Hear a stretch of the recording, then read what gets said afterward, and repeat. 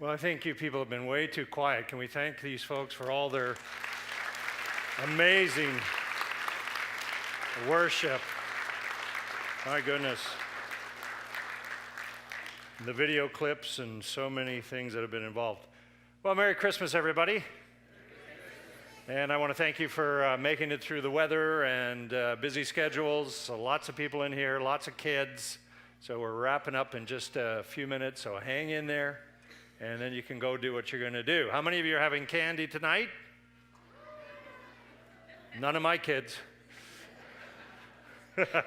Maybe I'll be the big kid. Well, throughout this Advent season that we've been celebrating, we've been talking about hope. And recently, April and I and my wife in our devotions, we were reading through some interesting things about hope. And I just want to find it for you on my phone that we use Nicky Gumbel's information that he sends through. We're doing the Alpha that's talked about this. Well, this was started in London, England quite a few years ago, but it's still a wonderful tool to help people understand more about Christianity. And one of the things that he wrote, I want to read it to you because it ties into our candle time. And he says that your message of hope, which is for everyone. He wrote in the spring of 2005, a young man named Clark, a close friend of Bill Hybels. Bill Hybels pastors one of the largest churches in the United States. This friend, his son had died in a car crash, and at the funeral, as the coffin was being lowered into the grave, all that could be heard around the gravesite were the family sobbing. Their hearts had been just ripped out. Clark's dad was crying, and he leaned over onto Pastor Bill, onto his shoulder, and whispered, "Bill, it just can't end like this. Please, please, please tell me it just can't end like this." Bill Hybels stood there for a moment, and then he asked if he could say one more prayer. And God put into his mind and his heart a hope-filled word or words for those there. He explained, because of Jesus' resurrection and Clark's faith in Christ, he was already in the very presence of God. Clark and his family and friends would one day be reunited in eternity. And then reflecting for a moment, Pastor Bill Hybels commented, "Our world is wondering, will darkness prevail and evil? Will poverty continue to increase? Will violence and war persist? Will marriages keep breaking up? Will depression continue robbing people of joy? Does it have to end like this?" In Christ, it most certainly doesn't have to end like this. We steward the only message on the planet Earth that can give people what their hearts need most, he said, which is hope. Hope that sins can be forgiven. Hope that prayers can be answered. Hope that doors of opportunity that seemed locked before can be opened wide. Hope that broken relationships can be reconciled. Hope that diseased bodies can be healed. Hope that damaged trust can be restored. And hope that dead churches can be resurrected. Of all people, we must claim that hope and life, and to live in it and to radiate it to others is who we are.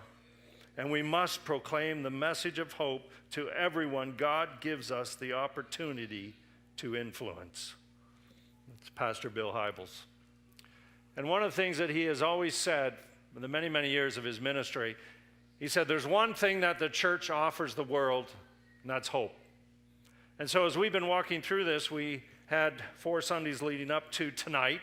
And the first Sunday, we talked about hope is on the way. And of course, we were talking about the anticipation of hope, the anticipation of something. It's kind of like at Christmas time, you hope I get that special gift. Does anybody want a special gift for Christmas? I do. Only 3 or 4 of you? Come on. Yeah, how many of you are hoping to get something special for Christmas? All right, so you have this hope, right? So you might say hope is on the way. Well, we'll see in the morning, won't we? Or for some of you tonight, perhaps. But in the Bible, it was very clear hope was definitely on the way. All the prophets and everything they talked about was about this hope. And the people anticipated it, and they had this longing in their heart, just as we saw in those wonderful clips. And then the second Sunday, we started to look at the cost of hope. Letter O, obedience that costs. Because it costs so much. It costs the wise men to come and to give away very expensive gifts. It costs the shepherds to take a leap away from their sheep. Maybe the wolves would come and attack their sheep, but they left the sheep. It costs Mary just about everything, because for her to have this baby, well, dangerous things indeed. So obedience costs. And then we talked about peace. I always kind of chuckle when I watch certain movies. Sometimes they have in there, what is the one thing that you really hope for? And they almost always say, world peace. Now, on one hand, that sounds funny, but on the other hand, it's a reality that we would all love. But Jesus said, as long as you and I live on this earth, there was going to be wars and rumors of wars and things going on. It's always going to be going on around us. But there's someone by the name of the Prince of Peace, and his name is Jesus. His name shall be called Wonderful Counselor, Mighty God, Everlasting Father, the Prince of Peace. And so for people who don't have peace today, you can't find peace in something you might get as a gift. You can't find peace in something you might do, or even the things you might gain along life, but peace comes through Christ. He is the Prince of Peace. And if you're longing for peace, he is the one. And then this morning, we talked about eternity. That when God sent his son Jesus into our world, he was thinking of eternity.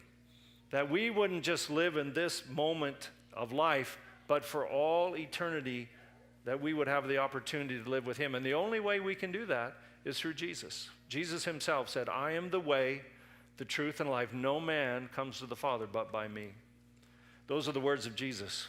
And so isn't it great that God gave us hope? Yes? Yes, so we can have hope.